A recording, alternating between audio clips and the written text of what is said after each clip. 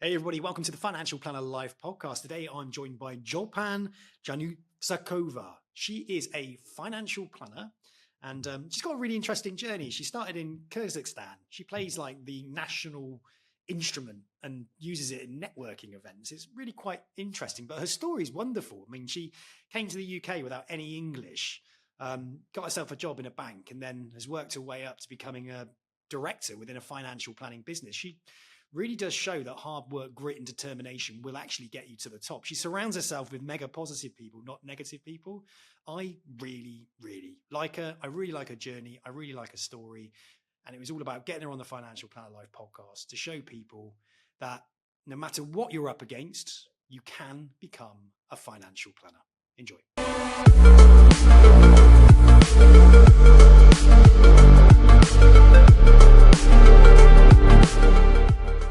Cholpon, thank you so much for joining me today on the Financial Planner Life podcast. How are you? I'm very well, Sam. Thank you so much for inviting me. You're welcome. You're welcome. We had a lovely conversation probably about 2 months ago now where you pretty much told me your whole life story and it was so interesting. I thought, you know what? We'll get you on the podcast. And you've been so persistent with me, which I love. You know, you were really keen to come on the podcast, but you have got an interesting story as well. And I think you've done incredibly well in your financial planning career. So, I mean, let's get stuck into it. Tell us a little bit about where you're from first and how you got into the financial planning profession. So I am from Kyrgyzstan, which is one of the Central Asian countries. We used to be part of Soviet Union for 70 years, but now every country is a separate country.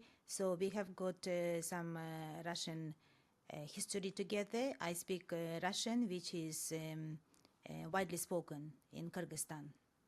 Fantastic. And so you're in Kyrgyzstan. You grew up in Kyrgyzstan. That was where you lived for the majority of your life. How did you end up in London then? Yes, I lived in Kyrgyzstan up until age 26. Then I moved to Dubai. I lived there for 5 years, from 2006 till 2011. And in 2011, I arrived in the UK for the first time. Okay, so what brought you to the UK then?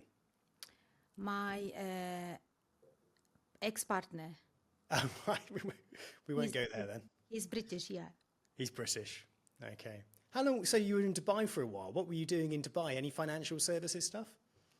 So in Dubai, I lived at my sister's house, who is married to a local Emirati. That's how I ended up in Dubai. So my first job was in retail because I wanted to get my head around with very little English, very little Arabic. So that's where I managed to accumulate list of wholesale buyers from Central Asia, and from just a shop girl, I became one of the key people in the company, bringing lots of revenue. Nice. How much revenue were you bringing in? I don't know how much, but my job was coming in the morning, and my boss would say, could you open that book of yours and see who is coming today? So then I would help them to choose styles, take them out for lunch, then send everything by cargo. So that was very enjoyable indeed. Yeah, fantastic. So how did you end up, when you obviously came to the UK, but how did you end up becoming a financial planner then? So when I came to UK, I spoke very little English. I could hardly understand what people were saying, so I had to teach myself how to speak, how to write, how to read, and then I did some accountancy exams with AAT, only 2 levels. Then I tried to find a job in accountancy, but I just couldn't. No one would employ me. So then I applied for job at TSB, the only job and interview I had, and I got that one as a personal banker. So you started off in Lloyd's TSB as a personal banker.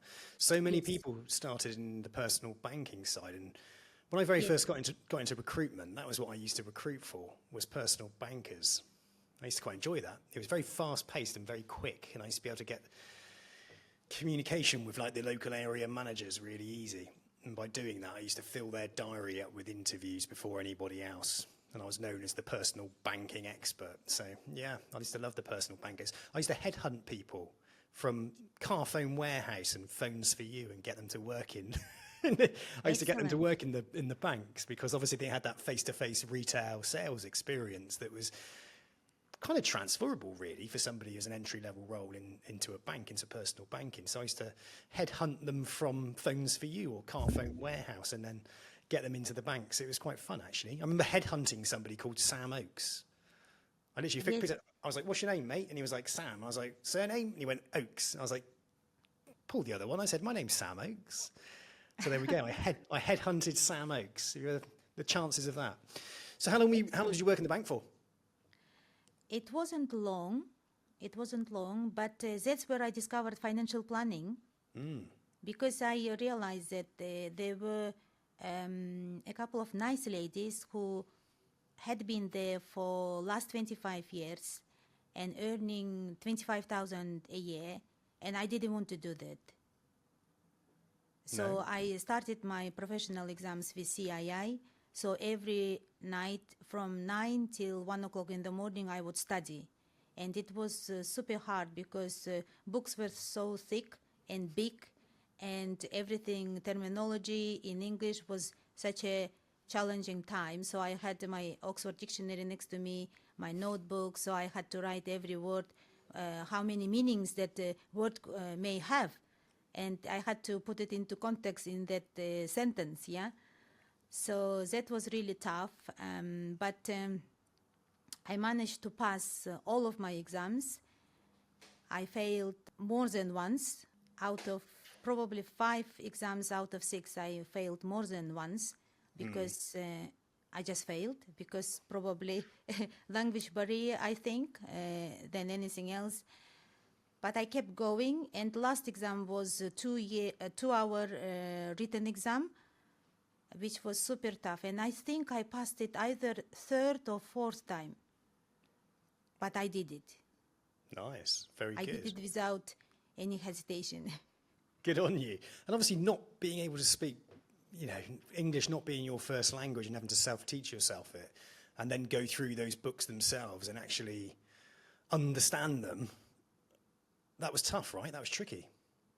Yes, it was. It was. Because some of the words are not even in dictionary, yeah? Like raining cats and dogs and, is it wine and dine, yeah? Things like that. So I had to pick up those kind of languages.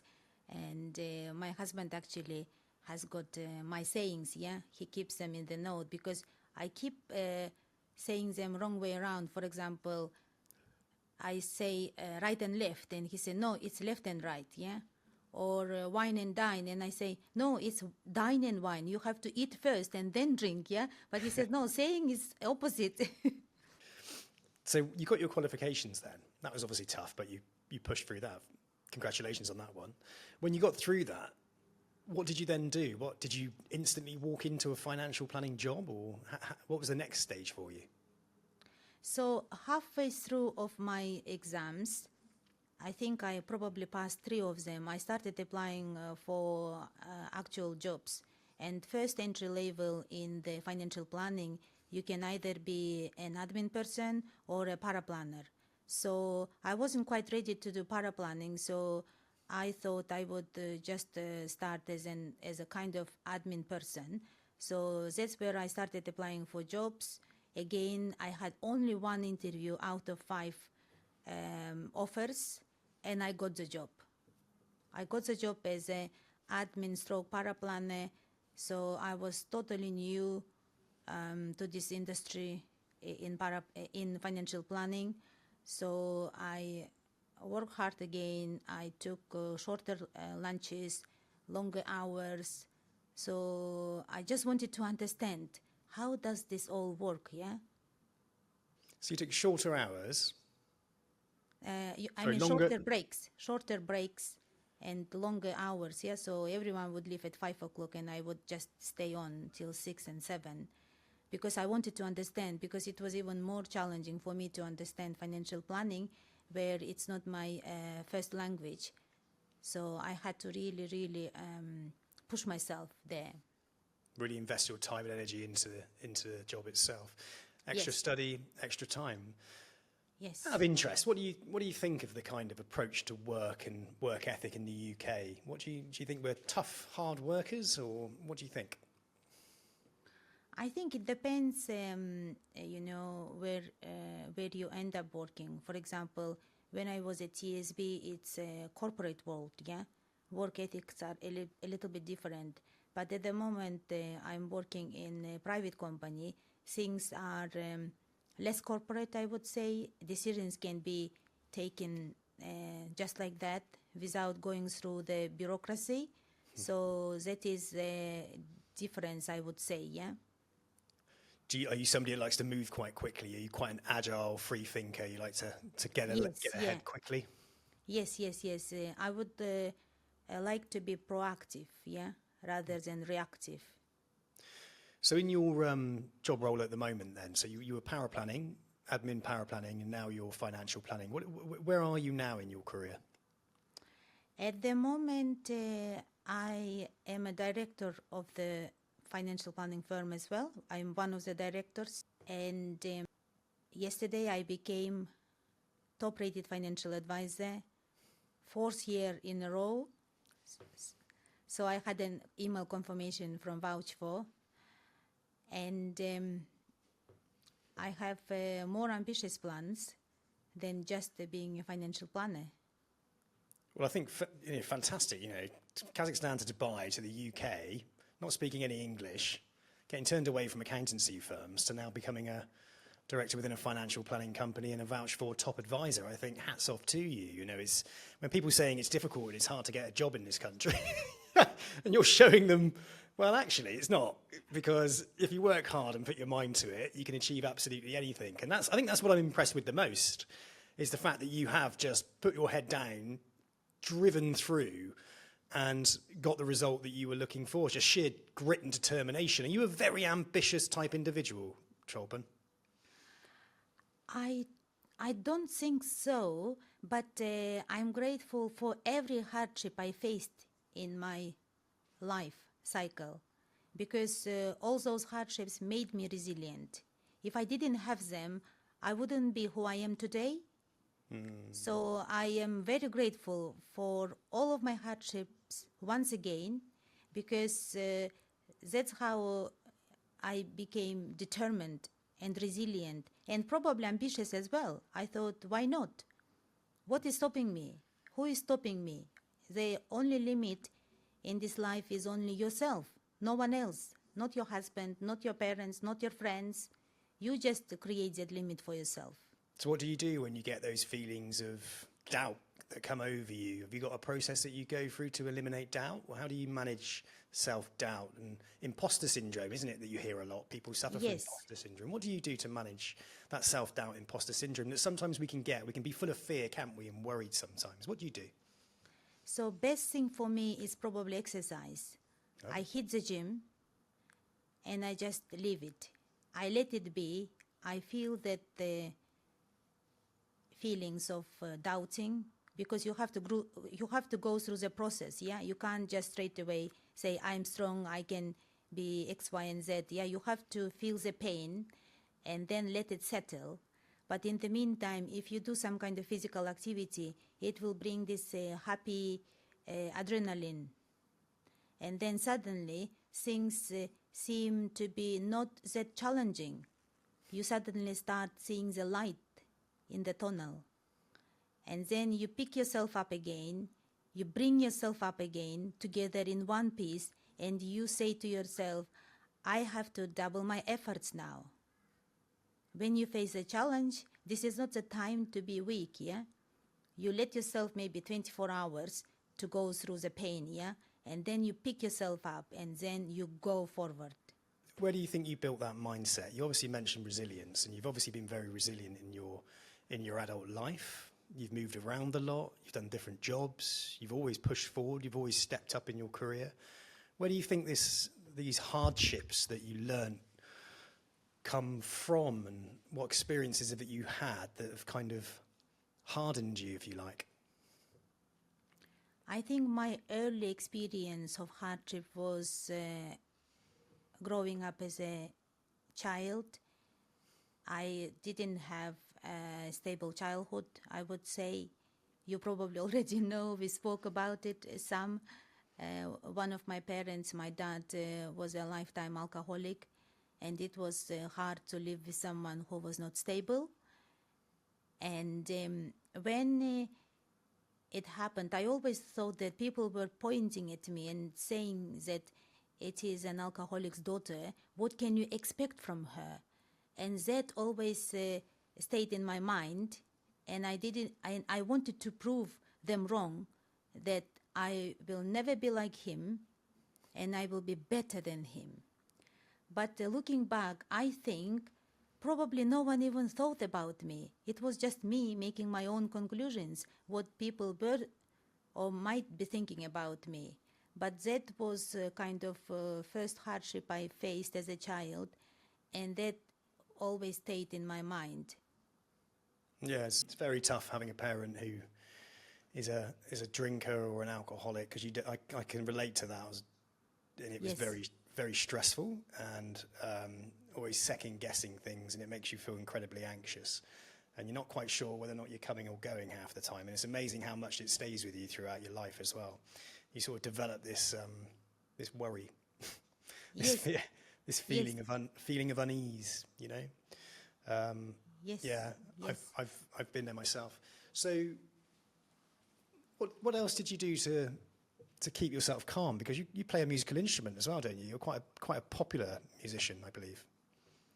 Yes, that actually was my kind of safe place when I was able to play on a national instrument of my country called Kyrgyzstan.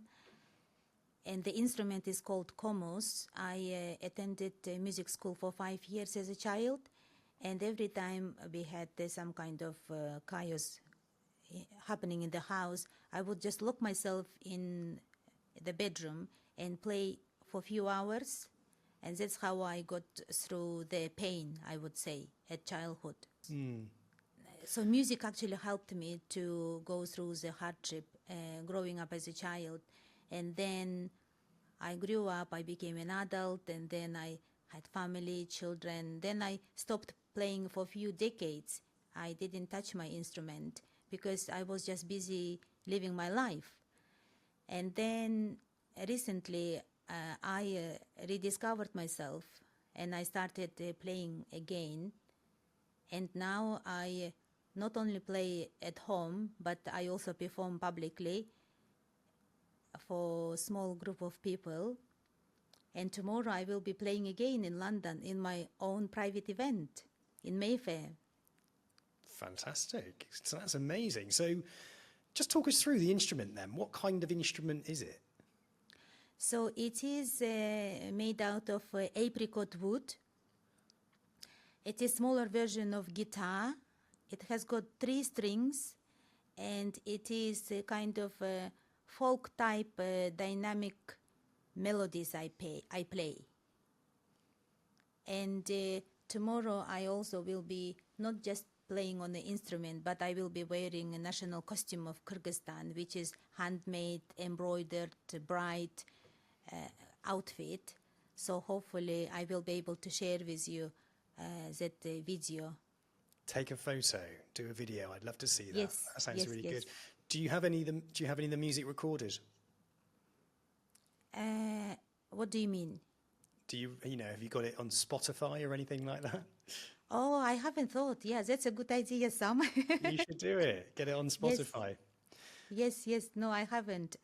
Yeah, I just started doing performances, not just in London, but for my local community as well. If there are some local events, I get invited to play.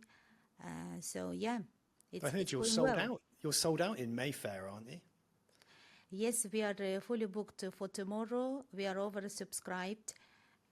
So hopefully tomorrow is going to be an amazing event, because I wanted to bring not just a standard networking where you turn up, you have a few drinks, you have few chats, and then you go home, yeah? But I wanted to bring some culture, some richness, and some entertainment to networking, because at the end of the day, as a human being, we all want to be entertained. And if people like you, they will do business with you. No point doing long, boring presentations, yeah? You can do 5-10 minutes to the point presentation, who you are, what you do, who is it for, and then give plenty of entertainment. For example, once presentation is done, I will be performing, and then we have got prizes as well for best dressed man and best dressed woman as well, yeah? It sounds really fun. So people are already expecting, they are preparing their outfits for tomorrow. Yeah, it's not going to be, just an event. It's going to be, Christmas drinks. People make an effort to dress up because it's important to look nice, yeah? When you look well, you feel confidence, yeah? What you're wearing is very important because that will set the tone. Are you agree, Sam? Yeah, I think so. Are you dressed to impress type girl, are you? I have a fashion passion where I choose my own outfits. So because I never had a lot of money in the past, I always would look for bargains. Yeah, for example, even this blazer is actually from Ralph Lauren, but I bought it in TK Maxx for a fraction of price. Yeah.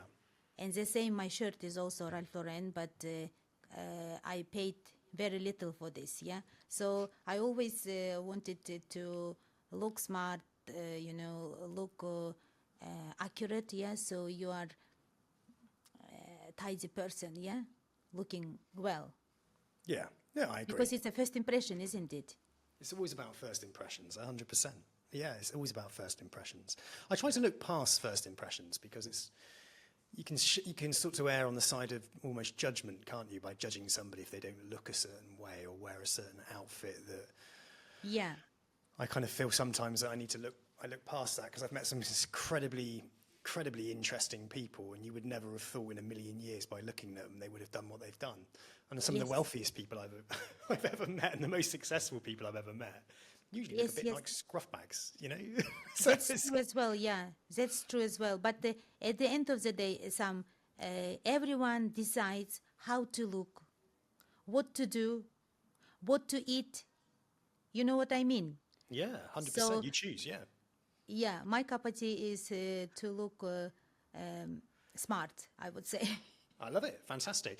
So you use this networking event. You're singing. You're playing your instrument. Sorry. You use that as an opportunity to actually network yourself. Then entertain, get people together, and then from that, do you sort of generate new client relationships and new introducer relationships, and people within the networking event get to know each other, meet each other, and do business? Is that the type of thing? Yes. We strongly believe that building meaningful relationships and trust with people are paramount in our profession in finance. So by organizing these networking events are the great opportunity for people to connect, to give them opportunity to meet each other. And there is always an upside because people appreciate if you are hosting and, making them feel good. They would remember you. And not just doing networking events, but if you are doing something different than everybody else, then they will remember you because of that, yeah? Because no one plays in Comus in the United Kingdom in any networking events. So this is not piano, this is not violin, and I can be bold and, open-minded, about it. So that's what I love about organizing these events. And of course, people need people, yeah? We are all human beings, we are all social animals. We need human interactions. We need, sharing our thinking process. Our ideas, that's how everything starts. Every business, every idea, every new things come from human interaction. No, so that's reason behind of arranging these events. I think it's fantastic. I think you're absolutely right. It's highly unique. There isn't any other events like yours going on, is there? And people are always going to remember you. And when they remember you, they recommend you, don't they? You know? Yes. Lots and lots of referrals. You know, you have to meet Cholpon. She's fantastic. Go to one of her events. It's a real laugh. You know, she's amazing on what's it called again? The instrument? Komus. Kumus. That's it. Komus. I should have brought it today, and I would have played a little bit. Yeah. Done me a little song. So is that the only way you go out and win business as a financial planner? Tell me a little bit about other things that you do to generate clients, because that's one of the hardest things that people are experiencing really when they get into the financial planning profession. They get their qualifications. A lot of people find that relatively easy, but actually being able to go out and build a client book, generate clients, this seems to be a bit of a struggle for a few. So what kind of advice would you give for somebody? What do you do that generates clients outside of musical instruments and networking events? So I would say that you have to be out and about, meet people in other events, so you can build that relationship. Yeah, because building relationship is not just instant; it takes time, and you just have to be yourself. You don't have to be anyone else, because if you are authentic, then people will be drawn to you. So definitely, if you have to generate new business, you have to be out and about. You have to meet people. You have to see who is out there. Yeah, are they suitable for you? How can you generate business? But also, it's not just being out and about, but also social media presence. For example, writing blogs about the finance stuff. Doing social media posts, so people, before they come to you, they will look you up online. They will literally type your name, and then it will come up. For example, for me, it will come up as top-rated financial advisor in the UK. I did charity runs, for example. It will give my giving page links, how much I raised, what was it for. Then it will come up my LinkedIn profile, and then YouTube might be, you know it very well, yeah? So that's how, it's like a window shop, yeah? They might visit your website, see what's happening there, and then once they have done that, they will contact you, yeah? But generally speaking, it's best referrals are from existing clients. If they already experienced your service, they're likely to recommend to others. So that's also one of the ways to get more clients. Yeah, so there are several ways you can, gain new clients, attract new clients. So your financial planning and your company is also tax experts, right?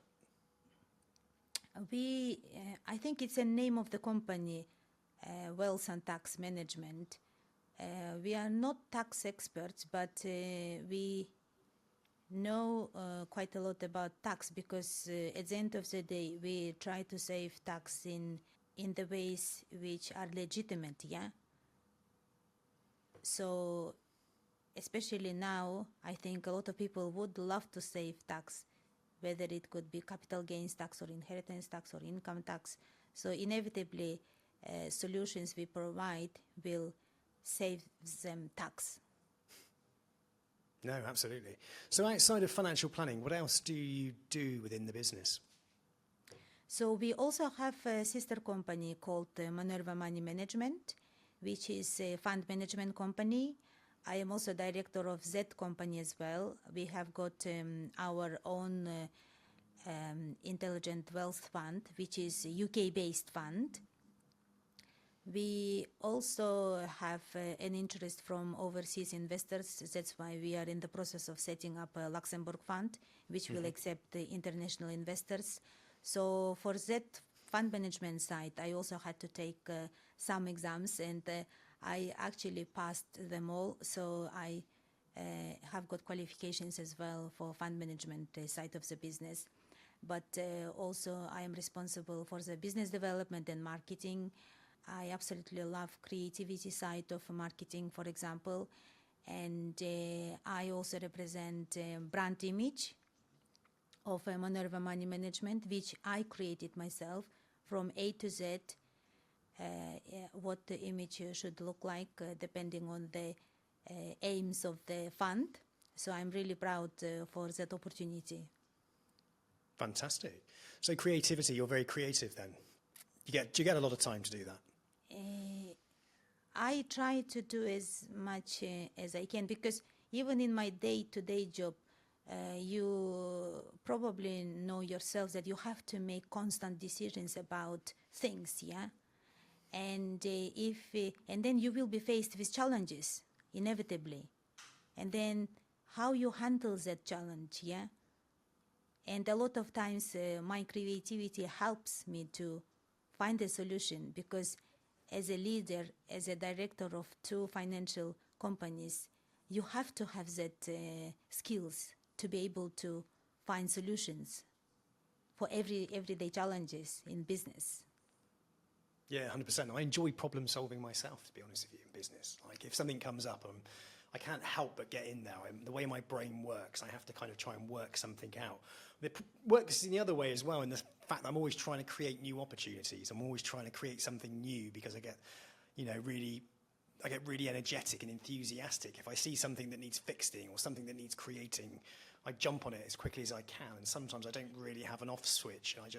Next thing I know, I'm starting a brand new project that's taking up all my time and energy. And I'm like, oh my God, I've got 6 or 7 projects on the go right now. And it causes me an absolute huge amount of stress. What do you do around that then to kind of stop yourself from just getting too creative and getting too stuck into new projects? Because you've got quite a few projects on the go, haven't you? So I think having a right team around is very important. You have to have superstars in your team who also finds solutions. So some of the time I have to delegate some of the tasks. I give them general idea what I want to see the end product to look like, or even better way, I ask them, what do you think? Can you come up with something? I haven't got time for this, yeah? So I give them the responsibility and opportunity to shine as well, not just telling them what to do, because otherwise they will never learn, yeah? It's good to give them guidance and encouragement so they can also shine. And do you employ those people, or do you outsource those tasks to somebody outsourced, or a bit of both? Yes, we employ in-house, and usually our recruitment is very simple. We have got a very good relationship with universities in the UK.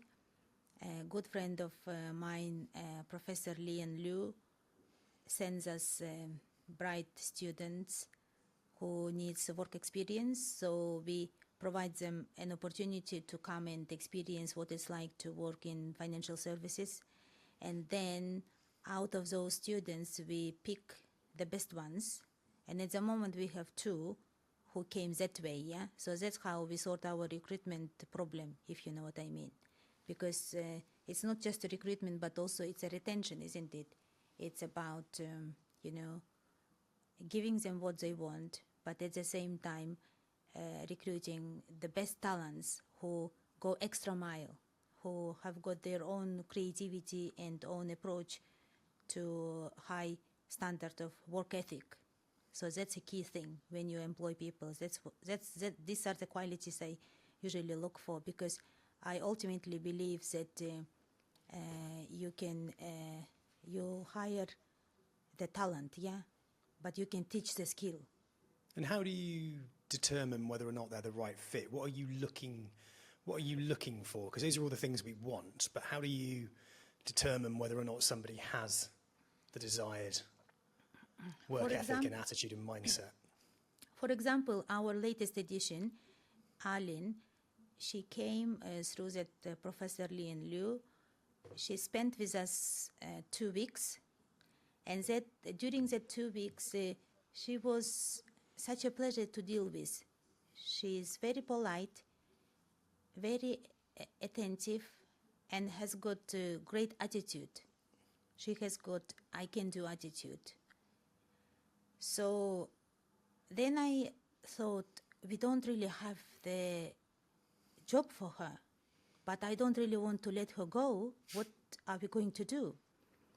Because I didn't want her to go. So I sat her in this room and I told her, look, I really like you. I want you to stay with us, but we don't have a vacancy for you. So I think what I'm going to do is I'm going to create one for you.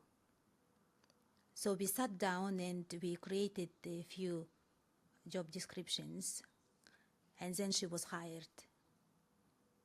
And she's brilliant. Oh, fantastic. And what does she do in the business? She helps me with marketing. She has got a great attitude in terms of learning. She's a quick learner. I just have to tell her approximately how I want things to look like, and she goes and studies and learns just like that. So I love that attitude, you know.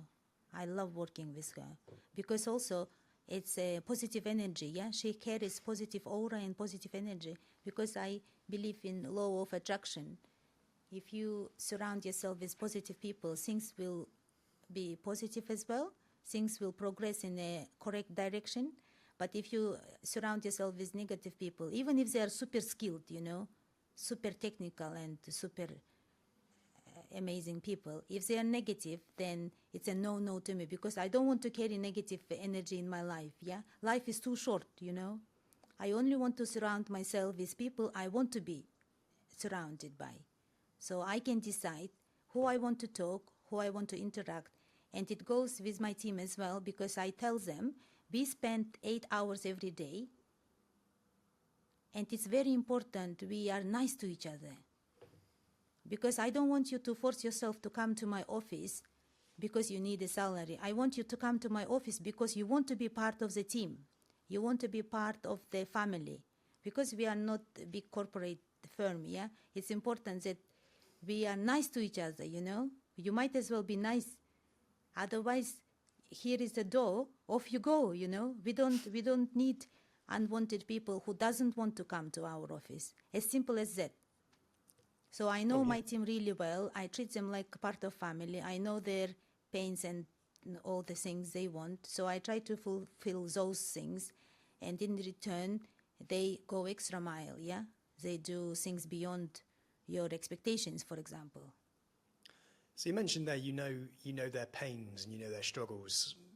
Typically, like, how do you establish how do you build that relationship with them where they actually are honest and trustworthy enough to talk to you, and do you encourage that, and it's something that you feel you need to understand and need to know? Yes. For example, my business manager has got a daughter who is the same age as my daughter, 13 years old, and I know sometimes she has to do school runs, yeah? So I tell her, you can do school runs and finish off at home. So offer flexibility, right? The other two guys, they don't need to do school runs, so they're happy to come to the office. You know what I mean? So you just, observe, and, use your common sense and, apply it. Because no point forcing her to stay 9 till 5 if she has got a need to do school run. You know what I mean? So that's why you just, or sometimes if they have plumbers coming into their house, I said, work from home on that day. Don't bother to come to the office. So just being flexible and then knowing their needs. And also I think very important is to be open and transparent with your team. You just ask questions, yeah? You say, tell me. If you see they're not in a good mood, you just pull them in and say, what's going on? Tell me. Tell me. I want to know. And then they open up and then we find a solution together. And because I say, there is no point, keeping it to yourself. You are part of the family and we want to help you if we can. Open honesty. I think open honesty and trust is a good thing in any business. Yes. It can be quite difficult sometimes being that way, I think. We worry about what bosses and whatnot, know about us and our lives. We worry that it will, cast judgment on us sometimes. I feel like employees can often feel that way. I've ran a business with, for 16 years with 25 people in it. I was always into promoting mental health and mental well-being and openness. Yes. And, probably towards the end, a little bit like too much, really. It was too chilled. It was too relaxed. We had 4-day work weeks and all sorts of things going on. It was a bit too kind of loose and a bit too relaxed, and sometimes that can cause problems, you know. Yes, of course. Because you get a bit resentful. So I do think, you know, boundaries and things like that, and rules and business rules, you know, they're key. They're key to a busy and productive team as well. If you start giving too much autonomy, it becomes a problem, I think. Yes, absolutely. I 100% agree. There should be a boundary, like in everything else, like with your children, for example. Yeah. It's exactly the same. If we had no boundaries, it would be a chaos, right? 100%. So, like a win-win situation. I like win-win situation, yeah? I don't like one-sided relationships. So, even with you, Sam, I think I told you earlier that I believe in law of attraction, and I think you and I were attracted to each other because we had similar experiences with our parents. Yeah. And then for me to reach you out on LinkedIn is totally impossible. I don't do that kind of things, you know. But I came across with some of your posts and podcasts, and I immediately said, I like this guy. I want to talk to him. And then I reached you out, didn't I? Well, I'll tell you what, Cholpon, I really want to see you play your musical instrument. So when I'm in London, and if you've got an event going on, I definitely want to come along to that. Absolutely. So I think that'd be really, really good. I've actually got my podcast live. I think I'm going to be doing it. Well, it's happening. It's going to be going live, a live event in February in London at the Barbican. You know the Barbican? Yes. Yeah, so I'm going to be doing a podcast live event there. So that'd be good, wouldn't it? When are you doing it? We'll have you in the reception playing your instrument. So when are you doing it? 28th of February. So I'm going to put a post out about that probably next week with some tickets for sale and guest speakers and all of that kind of thing. So that'll all start going out and we'll start getting that booked in. So that'll be 28th of February. Yeah. Tell me more. I'm interested. Well, I don't want to say too much just yet. Yes. But I'm going to release it next week. So it'll be a podcast live event with 3 exceptional guests who have done exceptionally well within financial planning. And it's going to be specifically about building client banks, going out and winning new business in multiple different ways. And I even share loads of insight into how I use LinkedIn that way, how I use podcasting, video content to be able to build a personal brand and to become a key person of influence within a space, and how that helps me massively. And now how I'm helping the financial planning profession in my head of creative role at Hoxton. So yeah, we've got plenty of really, really insightful conversations. It's going to be like a podcast live training event. So it'll go on for about 3 hours, and there'll be loads of sponsors there as well. So loads of networking opportunities. Sponsors will be there with some products and services talking. And hopefully we're going to have some live music and networking and food and all that kind of stuff as well. And I'm hoping it's going to be the first of many. It's my first one, and I'm hoping to get about 200 people in there. It'll all be filmed as well, audio and filmed, and it'll go out as well on YouTube, and we'll be, you know, the camera crew will be going around and interviewing people and asking them those questions and stuff like that. So it should be a really fun event. Excellent. Let me know if you need any help with organizing. I will be more than happy to assist you, Sam. Well, you're super organised, aren't you? So someone like you in my corner would be a massive help. Yeah, I appreciate that, Cholpon. Well, Cholpon, listen, it's been very nice chatting to you today and getting to know you, and I really look forward to one day meeting you face to face, because I do think that we will have an interesting relationship. And I think that, you know, it's not just the last time that I would speak to you. I'm very keen to meet you. I'm definitely keen to hear your musical instrument. And I think I want to learn a bit from you around your networking and your events, because you obviously do it exceptionally well there in London, in Mayfair. Maybe we have the podcast live in Mayfair next day. Yes. Before you know, it might be a networking event in Dubai. So just watch this space, yeah? That's the goal. Yes. Networking. I want to try and do 3 or 4 next year in the UK, like a bit of a tour.